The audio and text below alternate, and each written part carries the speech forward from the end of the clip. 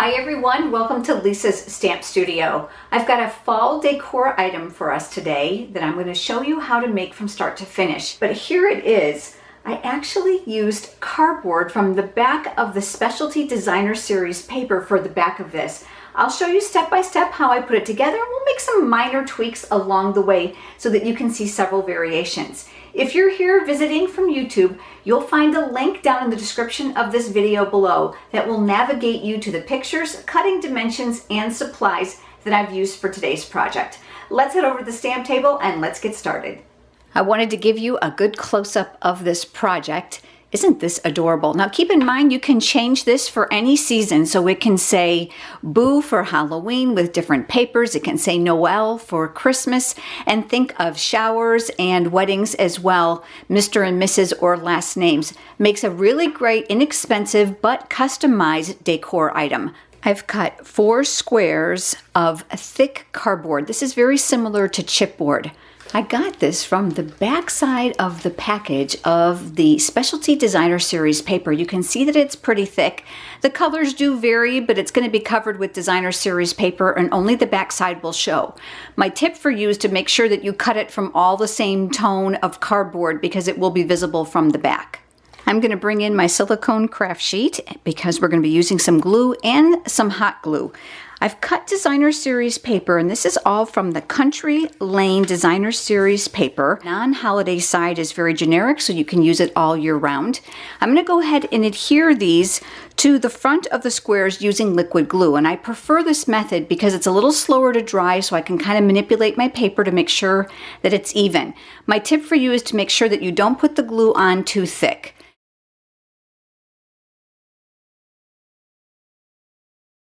I've got a piece of Whisper White thick cardstock, and I'm going to use my Memento ink. And I've mounted the image from the Country Home stamp set, which is the same suite of products as the Designer Series paper that we're using. I'm going to be using just a small portion of this image. Keep in mind this is totally optional. I just wanted to be able to show you the sweet coordination.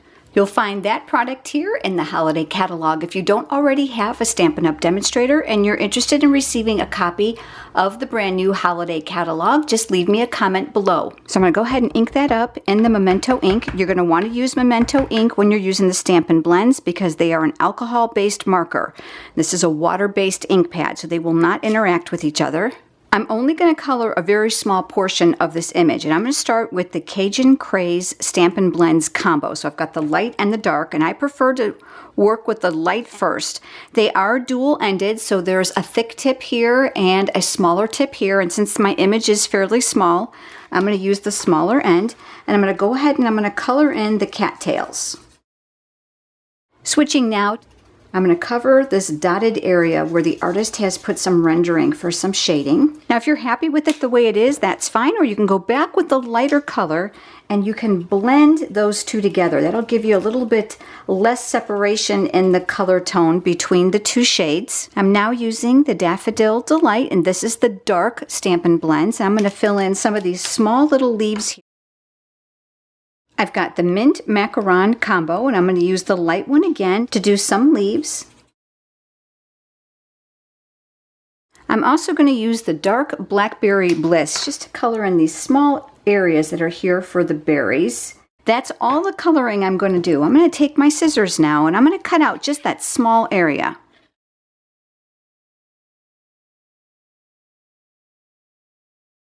Brought in my Big Shot, and I'm going to be using the magnetic platform for this since I'm going to be using some dies. I'm going to put a clear cutting mat on the bottom to protect that platform, and I'm going to be die cutting the letters Fall from the Large Letters Framelits. You can see that it's a very large sample of lettering, and there's also punctuation here as well. Got a piece of Blackberry Bliss cardstock, and I'm going to go ahead and lay my letters out here. I'm able to die cut them all at once with the exception of the L, which I'll have to run through twice since it's a double letter for this saying. And then we'll just crank this through.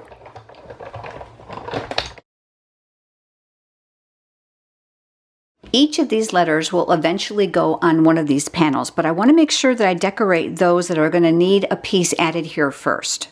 In my original sample, I used mini dimensionals behind the letters to give them some additional lift.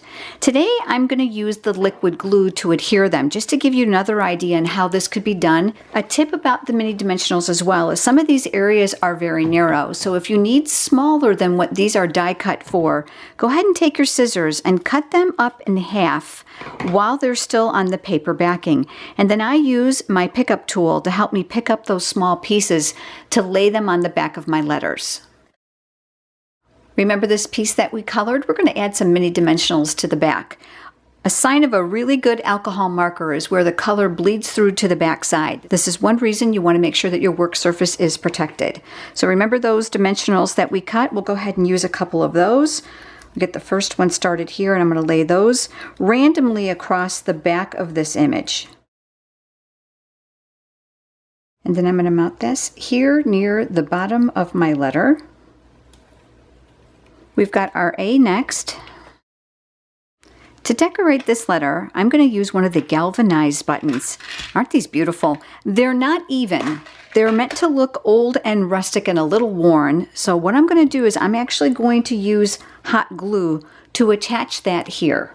My Silicone Craft Sheet is wonderful for hot glue as well as liquid glue. So I'm going to go ahead and add a little bit of hot glue to this, trying to be real careful not to get it through those buttonholes where it'll end up on my fingers. And that's going to get attached here. The Silicone Craft Sheet will allow you just to pick up the excess hot glue and then just to throw it away once it cools. Let's decorate those buttonholes so that they're not so obtrusive. I've cut a small piece of the satin crushed curry ribbon. I'm going to tie a simple single knot in the center of that ribbon. And I'm going to pull it tautly. Now you can use a glue dot here, or you can use a little bit of hot glue. I'm going to choose a glue dot today. Pull back one of those, and then I'm going to take the knot and press that right here on the glue dot and lift it off. Anything that's exposed I'm going to curl to the back so it's not noticeable, and I'm going to cover up those buttonholes. And then I'll come in with my scissors and I'll give this ribbon a little bit of a haircut so that those ends are not too long. We're going to work on one of our letter L's now, and I'm going to add brads to the center of this L, and I chose these from the basic brads assortment, different colors and sizes inside of here. Two of the colors coordinate well with this paper, of course the white and the mint. I've pulled out two of the small white ones for my letter. I'm going to use my paper piercing mat in order to make the holes. And with my pickup tool, one of the interchangeable tips is the pierce tip. So I'm going to go ahead and make my holes inside of here where I'm going to want them. And I'm going to put them near the top. So I've got one hole here, but I want to make sure I leave enough room here so that the head of the brad is not going to touch the other one. So I'll put the other one below it. I'm going to take the brad and slide that right inside, and then I'm going to turn this the best that I can so that my prongs are going to be going up and down. And then I'll go ahead and open those up. To make sure that those brad backs don't swirl, I'm going to add some glue dots there. So I'm going to take a glue dot here, and I've got one here. I'm going to kind of fold it up. It's a little distorted, but that's fine. I'm going to press that right over it. And I'm going to do the same thing with the other one. I'm going to take a little bit of liquid glue, and I'm going to add this to the back as well. We've got our last L and our last panel, so we're going to add some glue to this as well. Now on this one, I'm going to add one of the galvanized clips to the top corner. These are also part of the Country Lane suite. I want to make sure that the area in here is opened up a little bit. So I'm going to lay that here on my Silicone Craft Sheet. I'm going to push with my paper piercing tool to kind of loosen that up so I can slip this over the top. And I've cut a piece of the Blackberry Bliss Baker's Twine. This comes from the annual catalog here on page 201. It's part of the Nature's Trim. It's a 4-pack of different colors. I'm going to make what's called a single loop bow. So I'm going to start by making a bow. I'm going to wrap it around. Instead of pulling this and stopping, I'm going to pull it all the way through, and then I'm going to pull tautly. The other end here will adjust the size of the loop, and then I can tighten it up. I'm going to go ahead and I'm going to attach that here. I'm going to use a small glue dot. I have found that the hot glue doesn't stick well to those galvanized clips. Over time it'll peel right off, but the glue dot works wonderfully. I'm going to curl what I don't need to the back, and that's going to go right here across the top. And just like we did with the ribbon, I'm going to go ahead and take my scissors and then cut away some excess. So we've got our L. Let's go ahead and put the banner together. I've got a long piece of thick burlap ribbon here. This is not a ribbon Stampin' Up! Sells. It's very thick. This is about 1.5 inches wide. I'm going to start by making a small loop at the top so that we can hang it. And I'm going to bring back my silicone craft sheet again, and I'm going to add hot glue here. And I'm going to turn that right on top of my silicone craft sheet, and then I'll press that in place. If necessary, fold your silicone craft sheet. It's flexible, and press down on there so you don't have to worry about burning your fingers. And of course, that's going to give you a good loop for hanging. Now it's just a matter of attaching our letters. I do recommend that you space them out so you get an idea of where they need to go. Make sure that you keep an equal amount of space between each letter. So I'm going to start with the F. Instead of putting the hot glue here, I'm going to put it here to make sure that I've got a proper circumference. So I'm going to add some hot glue here in strips. And then I'll attach that and press that in place and just hold it for a couple seconds. As it cools, you can lift it up carefully from the silicone craft sheet. You're going to see here that the hot glue did penetrate through the back, but you can easily clean this up, and then you can rub away the difference. This is a great product for your craft room. So I'm going to slide up, and now I'm going to do the same thing with the letter A.